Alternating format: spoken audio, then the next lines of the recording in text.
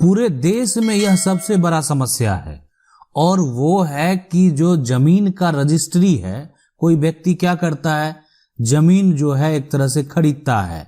अब जमीन किसी और की, और बेचा जो जमीन को वो कोई और, बेचने वाला कोई और। कैसे करता होगा? ये करता ऐसे है कि एक जमीन है, और जमीन का जो है एक तरह से ऐसा तो नहीं कि आपका जमीन आपके आधार नंबर या आपके कोई आइडेंटिटी प्रूफ के साथ जुड़ा हुआ। देखें आगे फ्यूचर में जब ऑनलाइन प्रक्रिया और सिस्टम जो आने वाला है, सरकार इस पे भी कार्य कर रही है, तो भविष्य में आपको ये देखने को मिलेगा, वो आपका एक अकाउंट नंबर जैसा हो जाएगा। लेकिन अभी क्या है, अभी अब मान लेते हैं एक राजेश नाम का जो है एक जमीन का मालिक है।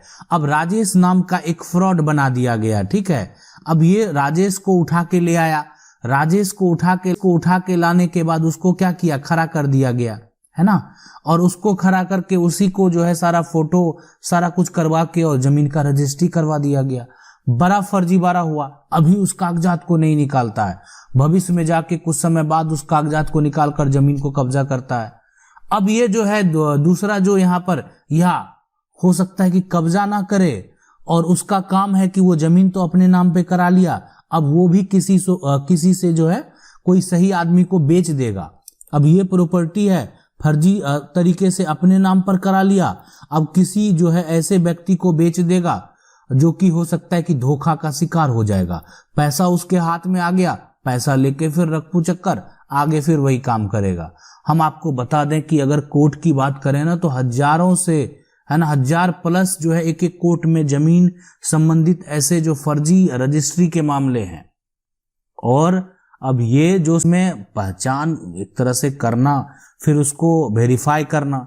अब संपत्ति का मालिक क्या करेगा, सिविल कोर्ट में अपील लगा रहे हैं कि जो है एक तरह से मेरी रजिस्ट्री गलत तरीके से करा लिया गया, उसको कैंसिल किया जाए। कैंसिल तो होगा ही, वेरीफाई करने के बाद वो कैंसिल तो किया जाएगा। लेकिन यहाँ पर क्या हुआ, ये हो गया एक धोखा। संपत्ति को आप ऑनलाइन जरूर रखें, यानी आपका अगर एक तरह से जो प्रॉपर्टी है वो अगर आपका ऑनलाइन अपडेट नहीं है तो वो भी करने का जरूर प्रयास करें। अब रजिस्ट्री जो कैंसिल कराने के बहुत सारे कारण हो सकते हैं।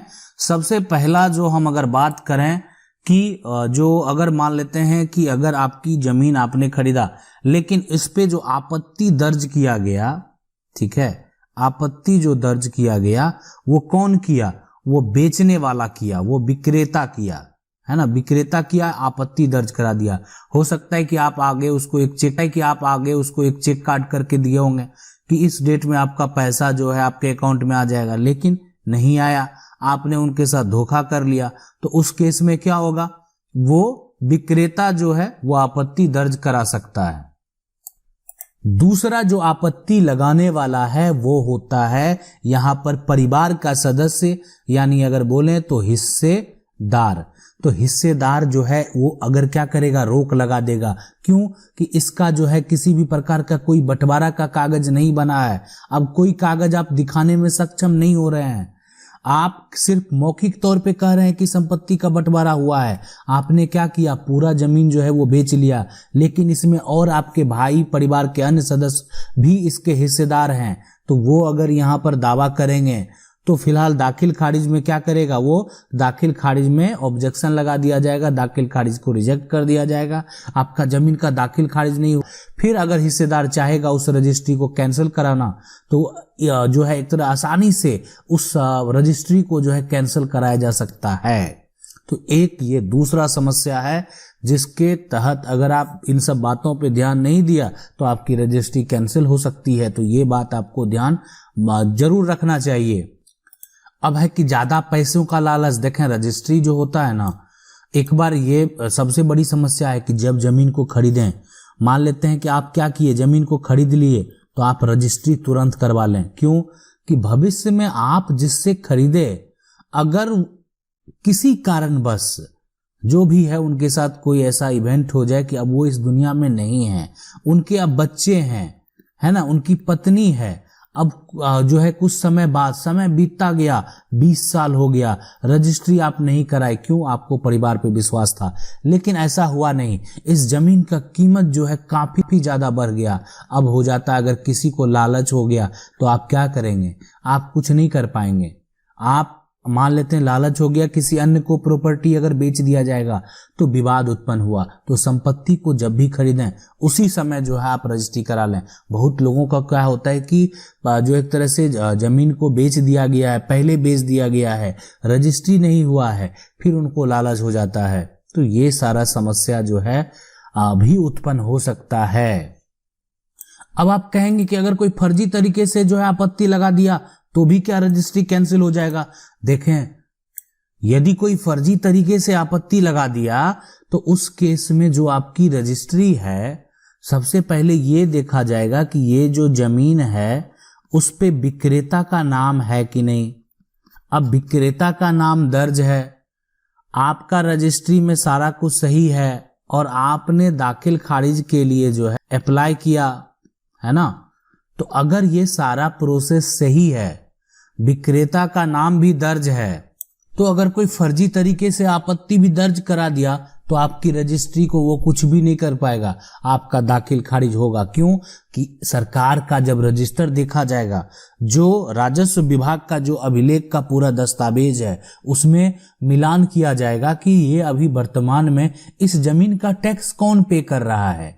अब अगर टैक्स पे वही कर रहा है जो विक्रेता है, बेचने वाला है, सरकार को पैसा वही दे रहा है कि वो जो बेचने वाला है, तो किसी कुछ भी कर ले, कोई किसी भी प्रकार से कुछ कर ले, ये दाखिल खारिज जो है वो रिजेक्ट नहीं होने वाला है।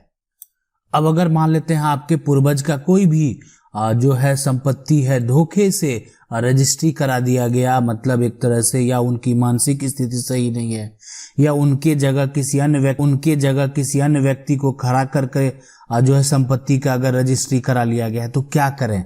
आज आपके लिए क्या विकल्प है?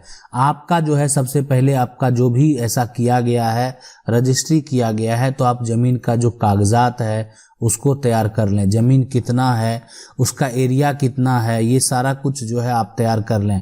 उसके अलावा है ना, ये सारा जब आप तैयार कर लेंगे तो जो वो व्यक्ति के पास जो है जो भी दस्तावेज है, अगर आपको वो नहीं दिखा रहे हैं तो आप उसका नकल निकालने का प्रयास करें। पहले आप ये जानकारी ले लें कि कहीं इस डॉक्यूमेंट जो है ये साफ 100% फर्जी तो नहीं है।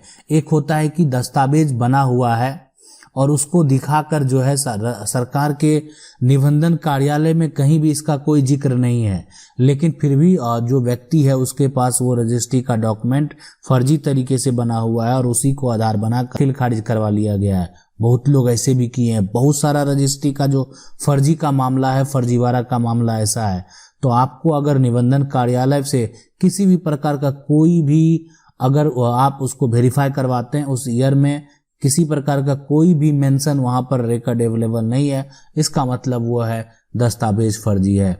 अगर वहां पे मेंशन है तो आपको ये प्रूफ करना पड़ेगा कि ये आपके पूर्वज के द्वारा नहीं बेचा गया है। ये आपके पक्ष के गवाह होने चाहिए। आपके पक्ष के गवाह जो है ये गवाही देंगे, और वैसे गवाह होने चाहिए जो उस समय जो है हो सकता है कि वो जीवित हों, वो जानते हों, और वो आपके पक्ष में अपना पक्ष अगर रखते हैं, ठीक है, यानी आपके पक्ष में वो गवाही देते हैं, तो यहाँ पर कुछ बात जो है वो बन सकता है। तो इस तरीके से अगर आप रजिस्ट्री, जब आपका पक्ष में डिग्री हो जाएगा, आपका रजिस्ट्री कैंसिल करने का जो है वो आदेश अगर दे दिया जाएगा, आप जो है उस आदेश को लेकर निबंधन कार्यालय में उसको भेजा जाएगा, और वहां पर जो सरकार का रजिस्टर होता है, पूरा अभिलेख होता है निबंधन कार्यालय पे, वहां पर वो जो मेंशन किया हुआ उसको क्या कर दिया जाएगा, कैंसल कर दिया जाएगा। मतलब आपके पास ये दस्तावेज है भी तो इसका कोई मान्यता नहीं रह जाएगा। आपका ये अब डॉक्यूमेंट जो हो गया एक तरह से रद्दी के बराबर हो जाएगा, है ना। इसको लेके आप कुछ भी नहीं कर सकते, इसलिए कि निबंधन कार्यालय में अब वो जो है सारा कुछ कैंसल कर दिया गया है। बहुत लोगों का ऐसा सवाल आया, वो पूछ रहे थे कि कोई भी रजिस्ट्री है जो अवैध तरीके से अगर हो रहा है, गलत तरीके से किया जा रहा है, तो क्या उसको रोकने का कोई भी प्रावधान है, कोई ऐसा तरीका है जो हम उसको रोक सकते हैं ताकि रजिस्ट्री नहीं हो। तो आगे जो हम उस टॉपिक को जो है जल्द लाएंगे, ताकि आपको जो है कैसे किसी भी अवैध तरीके से, गलत तरीके से अगर रजिस्ट्री किया जा रहा है तो उसको कैसे आपको रोकना है। आशा करते हैं वीडियो अच्छा लगा होगा। वीडियो अच्छा लगा, वीडियो को लाइक जरूर कर दें। चैनल को पहली बार देख रहे हैं, सब्सक्राइब करके जो बेल आइकन है उसको जरूर दबा लें। मिलते हैं अगले वीडियो में, तब तक के लिए जय।